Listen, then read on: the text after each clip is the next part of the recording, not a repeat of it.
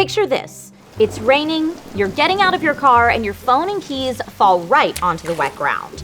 Fortunately, they don't wash down the storm drain. Phew! Unfortunately, you're not sure whether or not your phone has the IP rating to handle the puddle it landed face first in. Yikes. If you have no idea what an IP rating is or how to tell what it means, you're in the right place. We got you covered here on DIY in 5. Hey everyone, I'm Trisha Hirschberger and you are watching DIY in 5, the show where we make tech simple enough that you can do it yourself in 5 minutes or less. On this episode, we are discussing IP ratings, or ingress protection ratings. IP ratings refer to the level of protection offered by an electrical enclosure against solids and liquids. You most likely have seen phones advertised with ratings of IP67 or IP68. You may have also seen some USB drives rated as IPX8. Let's break down how to read these numbers and what they mean. If you find the info in today's video useful, please feel free to like this video, subscribe to this channel, and ring that bell so that you don't miss out on any future tech tips. According to the IEC, when looking at an IP rating, the first numeral refers to the protection against solid objects, for example, dust, and is rated on a scale from 0, no protection, to 6, no ingress of dust.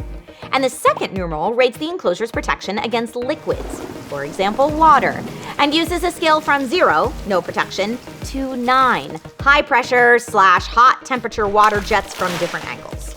Going back to phones for a moment, premium phones such as the Pixel 7 Pro, Samsung Galaxy S23 Plus, or the latest iPhones are generally going to be rated as IP68. The number 6 rating in the first number slot shows that this flagship phone is rated as dust tight, i.e., dust can't pass. You shall not pass! The second rating shows that it is resistant to continuous water immersion up to a specific depth provided by the manufacturer. Please double check this with each manufacturer, but it should be more than capable of withstanding up to 3 feet of water for up to 30 minutes. Beach day, here I come. Warning, salt water is generally not used in IP testing, so I wouldn't try it. Up until now, we've been discussing smartphone IP ratings, but the IP rating standard applies to other devices as well, like USB drives or external SSDs. Really, any device you will be carrying around with you may encounter dust or liquids at some point, and having a device specifically made to protect against that could come in clutch in an otherwise scary situation. One could reasonably expect that an IP-rated drive may have a more premium price tag than a non-IP rated drive from the same company. And that makes sense because this type of durability testing and certification costs more to produce.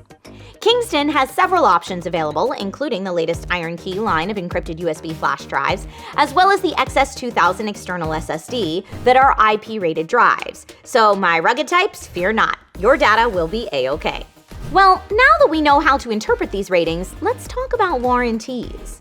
If your product fails because of dust and/or water, it's generally not covered under warranty.